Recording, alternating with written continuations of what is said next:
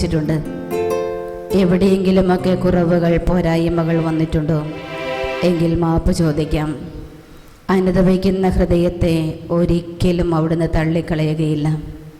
അനുതപിക്കുന്ന ഹൃദയത്തെയും എളിമയുള്ള ആത്മാവിനെയും അവിടുന്ന് നിരസിക്കുകയില്ല. വചനം പറയുന്നത് പോലെ തീർച്ചയായും അനുതാപത്തോടെ നാഥൻ്റെ പക്കൽ അണയുന്ന ഓരോ മകനെയും മകളെയും അവിടുന്ന് സ്വീകരിക്കും.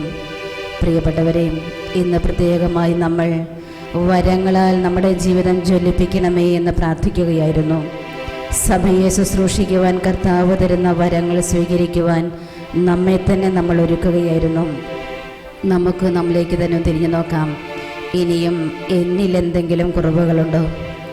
എൻ്റെ ഏതെങ്കിലുമൊക്കെ ബലഹീനതകൾ, പോരായ്മകൾ എന്നെ ഇന്ന് വേട്ടയാടുന്നുണ്ടോ?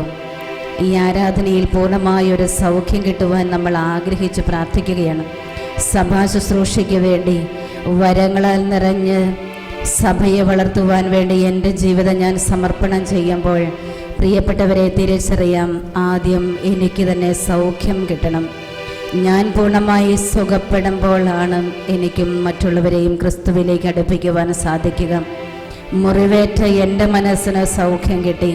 പൂർണ്ണമായ സ്വാതന്ത്ര്യത്തിലേക്ക് കടന്നു വരുമ്പോൾ ആ മക്കൾക്കടുത്ത സ്വാതന്ത്ര്യത്തോടെ ജീവിക്കുവാൻ, മറ്റുള്ളവരെയും ക്രിസ്തുവിലേക്ക് അടുപ്പിക്കുവാൻ നമുക്ക് സാധിക്കും. അതിനാൽ നമുക്ക് ഇപ്രകാരം പ്രാർത്ഥിക്കാം. യേശുവേ, എൻ്റെ എല്ലാ ക്ഷതങ്ങളിൽ നിന്നും എന്നെ സുഖപ്പെടുത്തണമേ. എൻ്റെ എല്ലാ മൗന നൊമ്പരങ്ങളിൽ നിന്നും എനിക്ക് മോചനം തരണമേ. എൻ്റെ കൂടെ നിൽക്കുന്ന, എൻ്റെ കൂടെ നടക്കുന്ന, എന്നോടൊപ്പം എപ്പോഴും ആയിരിക്കുന്ന അവിടുത്തെ സാന്നിധ്യം അനുഭവിക്കുവാൻ എന്നെ സഹായിക്കണമേ. തൃഷ്ണതയോടെ നമുക്ക് പ്രാർത്ഥിക്കാം.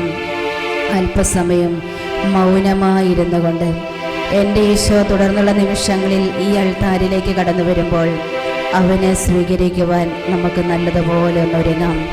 എന്തെങ്കിലുമൊക്കെ കുറവുകൾ എൻ്റെ ഉള്ളിലുണ്ടെങ്കിൽ അവയെല്ലാം നികത്തണമേ എന്ന്, എൻ്റെ പോരായ്മകളിലേക്കും എൻ്റെ ബലഹീനതകളിലേക്കും യേശുവേ അങ്ങ് ഇപ്പോൾ തന്നെ കടന്നു വന്ന് എന്നെ സൗഖ്യപ്പെടുത്തി അങ്ങയുടെ ഹൃദയത്തിനിണങ്ങിയ ഒരു മകനായി, മകളായി എന്നും ജീവിക്കുവാൻ, അങ്ങയുടെ മക്കൾക്ക് സ്നേഹ ശുശ്രൂഷ ചെയ്യുവാൻ എന്നെ സഹായിക്കണമേ, അനുഗ്രഹിക്കണമേ, കൃപയാൽ എന്നെ നിറയ്ക്കണമേ എന്ന് അല്പസമയം മൗനമായിരുന്നു നമുക്ക് പ്രാർത്ഥിക്കാം.